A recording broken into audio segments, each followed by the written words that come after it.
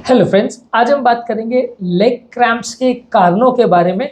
Cramps बहुत common problem है। काफ़ी लोग को सडनली मसल अकड़ जाती है हाथ पाँव की और सीवियर पेन होता है।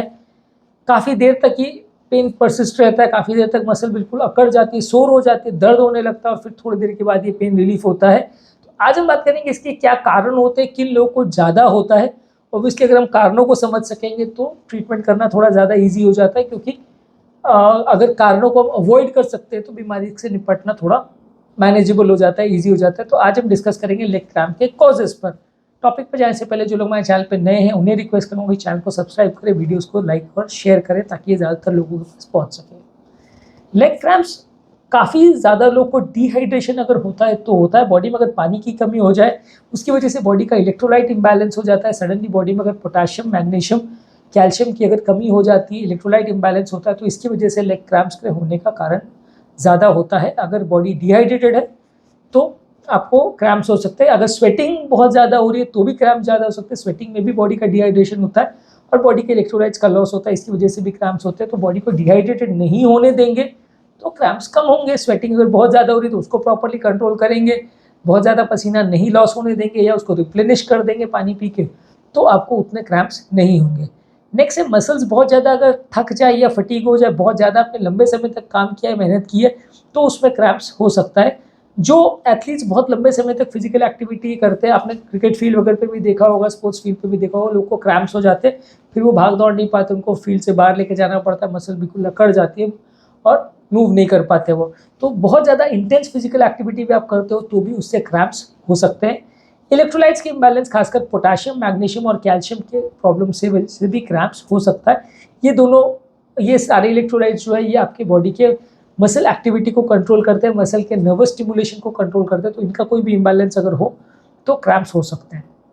इसके अलावा कोई भी एक्सरसाइज से पहले अगर आपने प्रॉपर वार्मिंग अप नहीं किया हो, कूल डाउन नहीं किया हो, तो क्रैम्प्स होने का चांस बढ़ जाता है।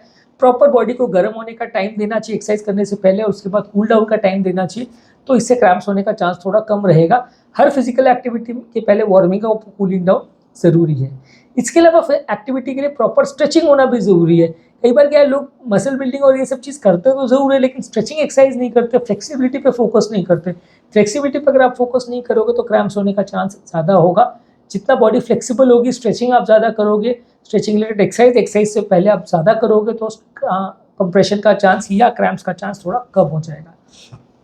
इसके अलावा कहीं की अगर नर्व अगर दब रही हो, कोई प्रॉब्लम की वजह से, कोई बीमारी की वजह से, कोई हर नर्व में कंप्रेशन हो रहा हो, किसी हर्निया अगर डिस्क का हो रहा हो या स्पाइनल कॉर्ड में अगर कोई कंप्रेशन हो रहा हो, तो उसकी वजह से जो अफेक्टेड नर्व है उस एरिया में जो सप्लाई कर रही है वहाँ क्रैम्प्स होने का चांस ज़्यादा हो जाएगा। कुछ मेडिसिन जो बॉडी के पानी को अफेक्ट करती है, जैसे कि डाययूरेटिक्स, कुछ मेडिसिन जैसे कि जो कोलेस्ट्रॉल को अफेक्ट करती है, जैसे कि स्टैटिन्स और एस्थमा की मेडिसिन को लेने से क्रैम्प्स ज़्यादा होते हैं।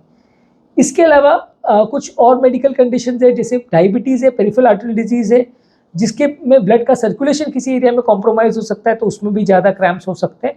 प्रेगनेंसी भी एक ऐसा कंडीशन है जिसमें लोगों को क्रैम्प ज़्यादा हो सकते हैं। इस दौरान हार्मोनल चेंजेस की वजह से हाथ पाँव का ब्लड सर्कुलेशन चेंज और कॉम्प्रोमाइज़ हो जाता है, इसकी वजह से क्रैम्प्स ज़्यादा हो सकते हैं।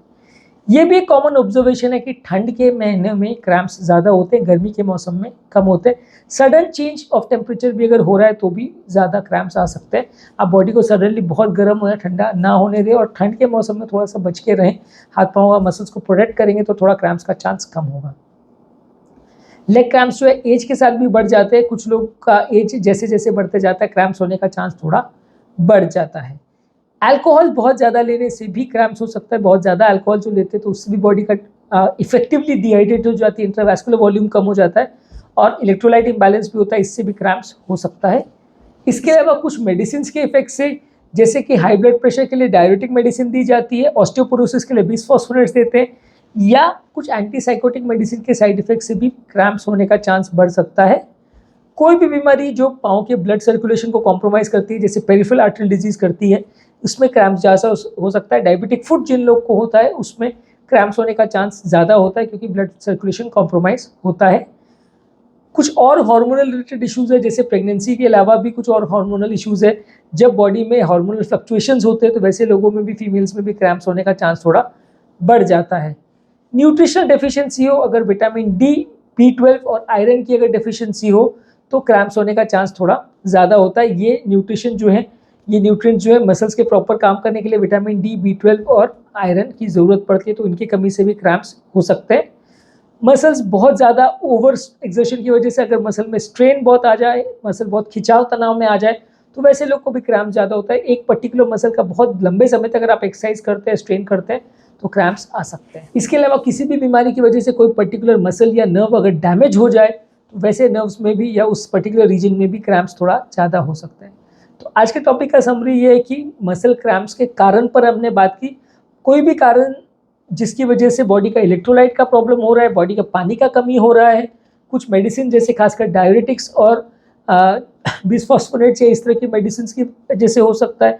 बॉडी में आयरन, B12 और कुछ न्यूट्रिएंट्स की कमी जैसे कि सोडियम, पोटाशियम और कैल्शियम है, कुछ तरह के इलेक्ट्रोलाइट्स की कमी, ये सारी चीज़ें आपकी बॉडी में क्रैम्प्स डेवलप कर सकती है। बहुत ज़्यादा ठंड का एक्सपोजर हो, उम्र ज़्यादा हो, अल्कोहल वगैरह कोई ज़्यादा ले, तो ये सारे लोगों को भी क्रैम्प्स हो सकते हैं। प्रेगनेंसी या इस तरह के रिलेटेड हार्मोनल चेंजेस वगैरह भी अगर किसी को हो तो क्रैम्प्स हो सकते हैं। तो ये सारे कारणों के बारे में अगर आपको प्रॉपर्ली पता रहेगा तो आप क्रैम्प से बच सकेंगे और उसको अवॉइड कर सकेंगे, जहाँ तक पॉसिबल है जल्दी उसका ट्रीटमेंट कर सकेंगे। और जिन लोगों को भी क्रैम्प्स आने का टेंडेंसी ज़्यादा है, वो ज़्यादा इसको अवॉइड करेंगे तो ज़्यादा अच्छा है। टॉपिक एंड करने से पहले जो लोग हमारे चैनल पर नए हैं उन्हें रिक्वेस्ट करूँगा कि चैनल को सब्सक्राइब करके हमें इंस्पायर और मोटिवेट करें, वीडियोज़ को ज़्यादा से ज़्यादा लाइक और शेयर करें। और मसल पेन से रिलेटेड या मसल रिलेटेड पेन में क्या करना चाहिए उसके बारे में हमने काफ़ी वीडियोस किए हैं। क्रैम्प्स के ट्रीटमेंट और टिप्स पर भी हमने वीडियोस किए हैं, जो कि आप हमारे चैनल पर देख सकते हैं। ये वीडियोस में आपको डेफिनेटली काफ़ी कुछ सीखने को मिलेगा और जिन लोग को भी मसल क्रैम्प्स का प्रॉब्लम है, ज़्यादा है, उनको काफ़ी कुछ टिप्स इससे रिलेटेड मिलेंगे।